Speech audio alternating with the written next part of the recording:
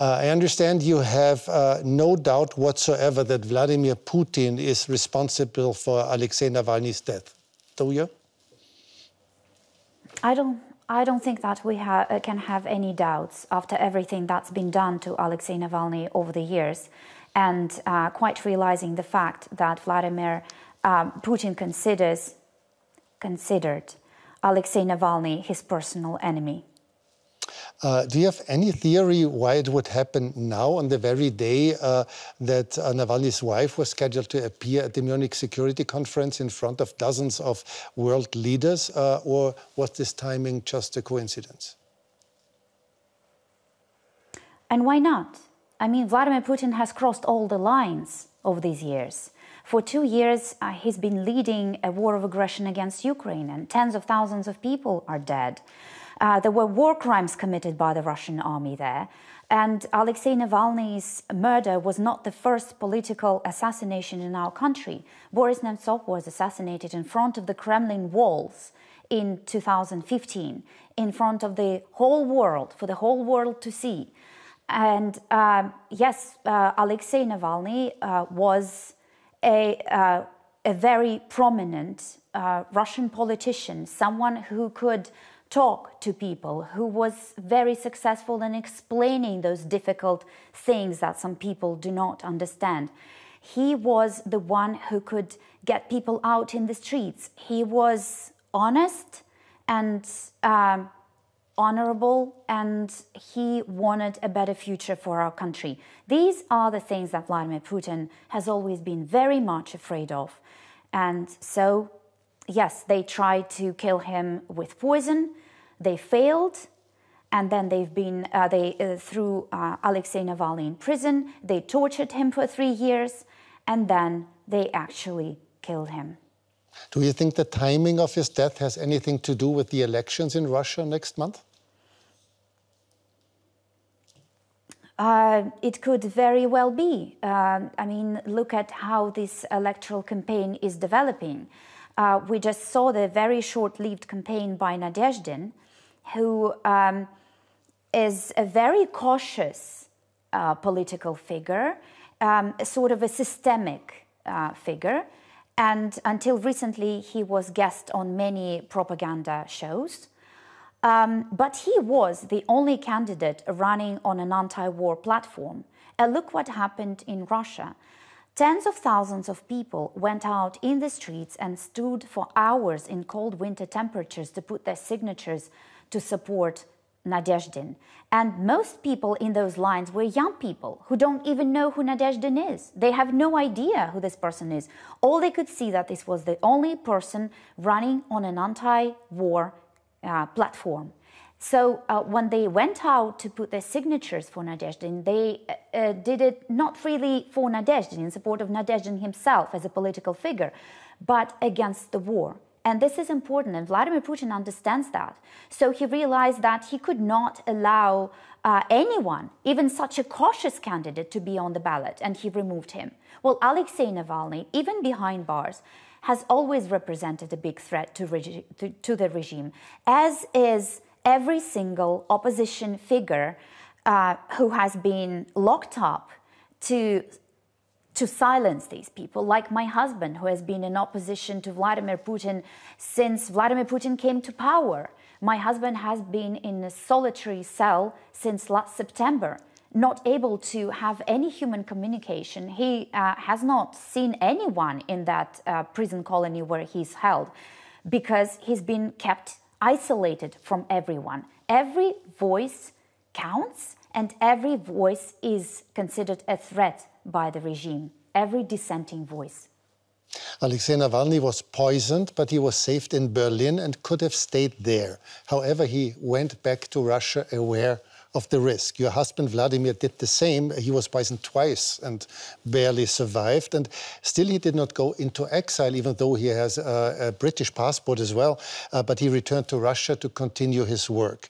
This was extremely brave and obviously extremely dangerous. Why did these both men do this? Because they're true Russian patriots in the purest sense of this word. they believe, it's hard for me to talk about Alexei in the past tense, you know, Alexei believed, and my husband believes, and many of those who have been locked up by the regime believe that our country deserves better.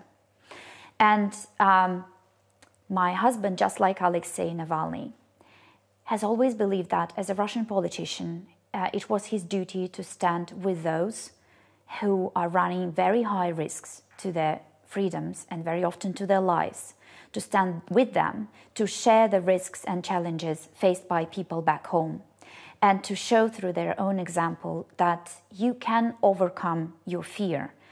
My husband has always, I think, deep down, he never talks about this, not like that literally, but I've always felt that he somehow feels that what he's fighting for is bigger than just him, is bigger than his life. And he's proven it through his actions twice, by returning twice after poisonings and refusing to leave the country when the full-scale invasion had broken out, and Vladimir spoke to all the media and all the politicians saying that this was a crime of aggression and a Nuremberg-style tribunal was needed to prosecute all those responsible.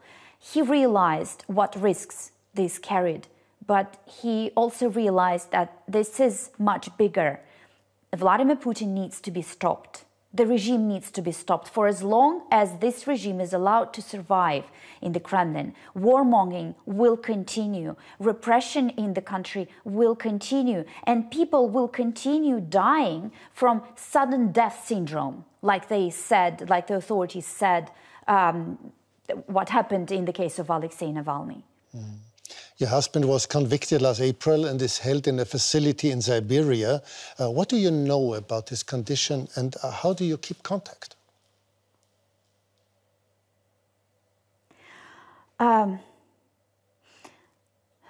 Until end of January, Vladimir, since last September, from last September to end of January of this year, Vladimir had been held in a strict regime prison colony in Western Siberia, in solitary cell, in basically a punishment cell. You know, it's just a few square meters cell with a bed that is affixed to the wall, with a backless stool as the only piece of furniture there. Not much human contact except with his lawyers, which is already, you know, a luxury in today's Russia. Reading and writing materials, he was only allowed for an hour and a half a day. An hour a day, he was allowed to walk in a small enclosed courtyard without seeing anyone. And that left him, plus his night's sleep, that left him with 13 hours of doing absolutely nothing, of absolute void.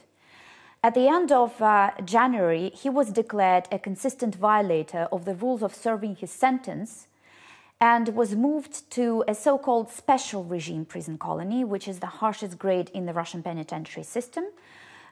He's still in Western Siberia, but his conditions have not changed much. It's still the same few square meter cell. He's still in isolation. His bed is still affixed to the wall. So the same things, but just the colony, the regime itself in the colony is stricter. How often are you in contact? We are able to correspond through the prison mail system. That is a system in which all letters, of course, go through censorship. But we are able to correspond this way. When did you last speak to him? I last spoke to my husband last summer. At the end of last year, my husband was allowed a 15-minute phone call. And we have 3 kids.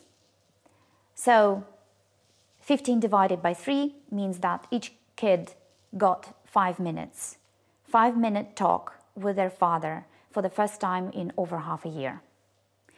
I was standing there with a timer because I could not allow one of the kids to speak to their father for longer than 5 minutes, because that would take time away from the other two.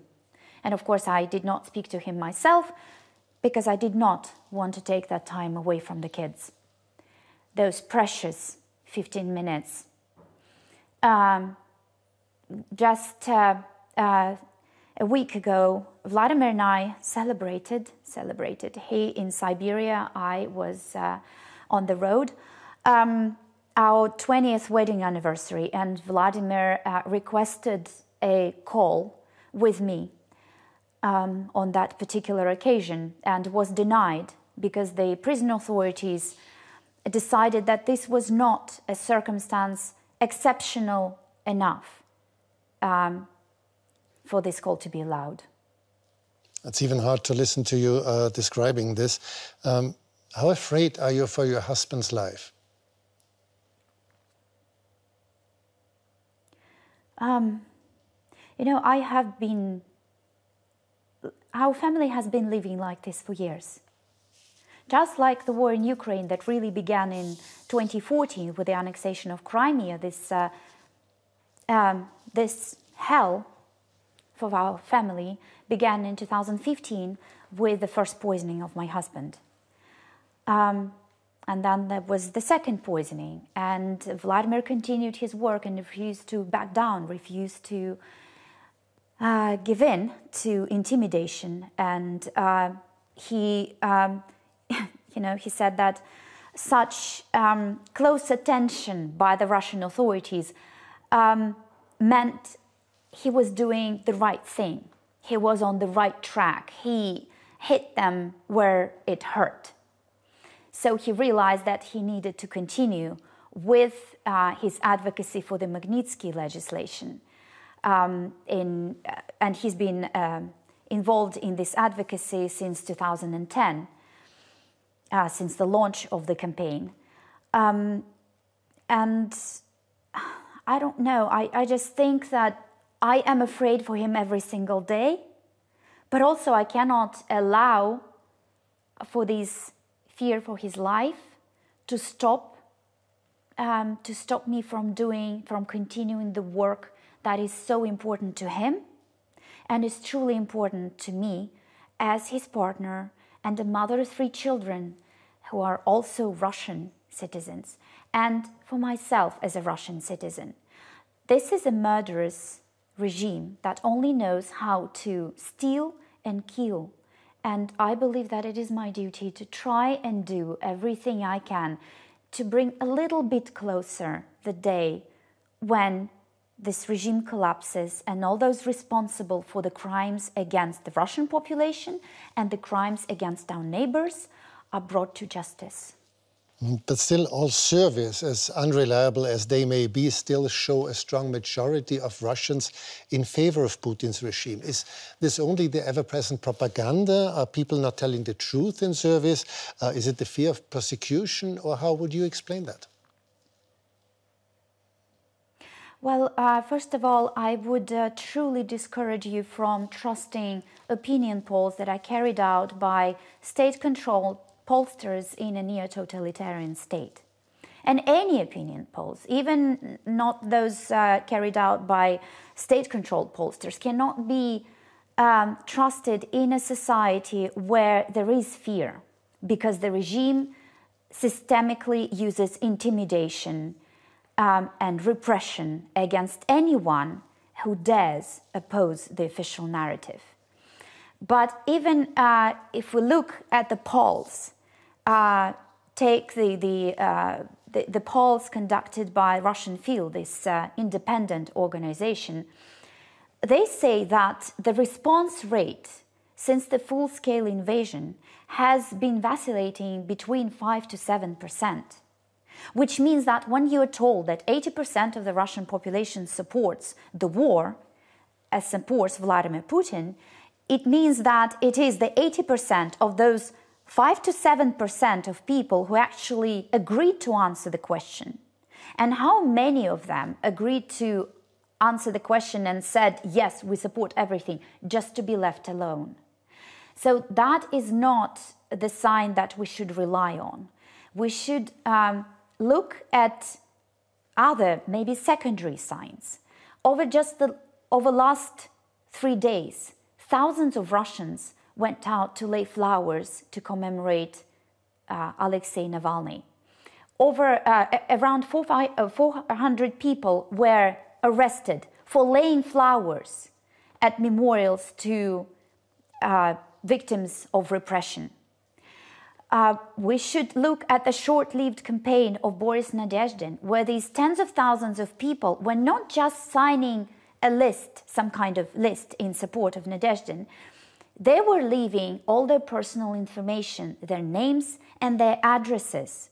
And this in society, in a country where you can get several years in jail for just standing in the street with a blank sheet of paper, that, leaving your address and your full name under a petition in support of an anti-war candidate is in itself an act of courage. And we should look at the ever-growing number of political prisoners. But of course, the Russian regime doesn't call them political prisoners. These people, just like in the Soviet times, are being portrayed by the regime as criminals, spies, foreign agents, and traitors. So just like in the Soviet times, we don't have any dissenters. There are just an incredible number of criminals and traitors in the country.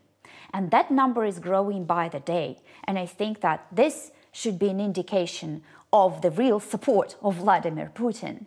That the fact that people, despite all the repressive methods used by the regime, that include all the Soviet techniques, including punitive psychiatry and physical violence and Stalin-era prison terms of 10, 15, 25 years, and Stalin-era narrative of the state treason and spying.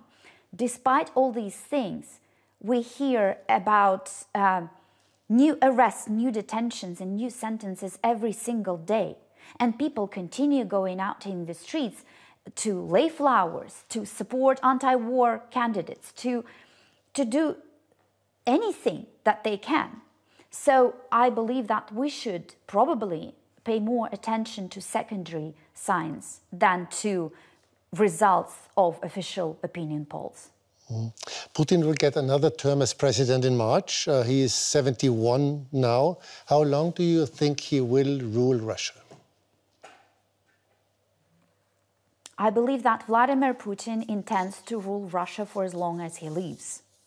And sometimes I believe that he believes himself to be here forever. But the fact is, what will take place in Russia next month cannot be called an election. This process has nothing to do with the democratic process that is called election in any civilized, normal country. What Vladimir Putin will do in just 3 weeks, a little over 3 weeks, will be just reappointing himself yet again as head of the Russian state, and I should say Tsar. Because in 2020, there was a so-called referendum carried out in the country that basically destroyed the country's constitution and made Vladimir Putin into a Tsar. There is not one single thing that Vladimir Putin cannot do according to the amendments adopted to the constitution of the Russian Federation. The Parliamentary Assembly of the Council of Europe yet again examined the results of that referendum and declared and called on its member states to not recognize the legitimacy of Vladimir Putin as president of the Russian Federation following this so-called election. Another reason for the fact that this election cannot be seen as a legitimate process and Vladimir Putin cannot be seen as a legitimate leader is the fact that Vladimir Putin kills all the opponents, all his opponents that actually represent competition to him, like Boris Nemtsov or Alexei Navalny. And he forces other competitors out of the country.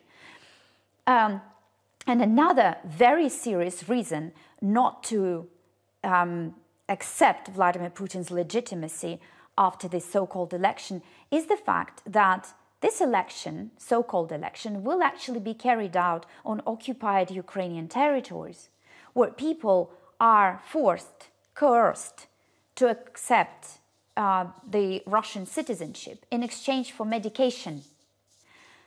No such process can be seen as a legitimate process by the international democratic community.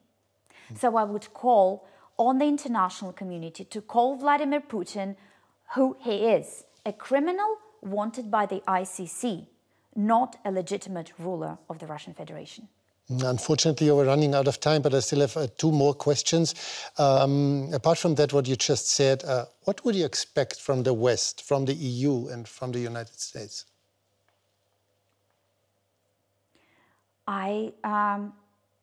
Unity.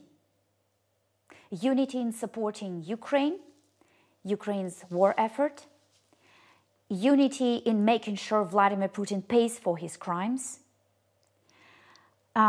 Unity in supporting that part of Russian civil society that continues opposing the regime despite all odds, very often at a very high risk for their freedom and their lives. Unity is what I would like to see from the international community. But concerning the war in the Ukraine, more and more people in the West say the Ukraine cannot win.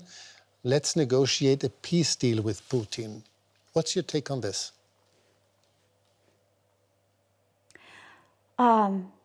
You know, over the years, I've watched my husband work. I've watched him making those speeches, addressing different international platforms, addressing politicians. And I cannot remember how many times I've heard him say, please do not appease a dictator. This will lead to absolutely horrendous consequences. Please do not do this. But yet again, over, well, a quarter of a century of his rule, Vladimir Putin was able, time and again, to get away with committing those crimes. And yet and again, the West would express concern about the crimes committed, about the invasion of Georgia, about the annexation of Crimea, about peaceful protests squashed in Russia. And then, yet again, Vladimir Putin would be given a compromise, would be offered a compromise, or some kind of, resetting of relations, or something else. And there were always those politicians in the West willing to trade human rights for gas and oil. Well, look what it led us. There is a full-scale war in the middle of Europe. People are dying in tens of thousands. Do you really believe that by appeasing Vladimir Putin yet again, offering him a way out of this war, you would somehow end the aggression? This will not happen. Vladimir Putin will see it not as a compromise. Bullies do not understand compromise. Bullies understand only a strong hand. Bullies see compromises as a sign of weakness of their opponent. So he will take it as a sign that he can carry on, and he will regroup, and in a few years we will see another war. And that will continue for as long as Vladimir Putin's regime is allowed to survive in the Kremlin. Warmongering will continue and repression will continue. And so I do not believe that this appeasement, and there is no other word for this, this is appeasement, can lead to anything good. And I believe that this is a very wrong policy and is not acceptable anymore. Evgenia Kara-Mursa, thank you so much for your time and all the best to you and to your husband. Thank you very much.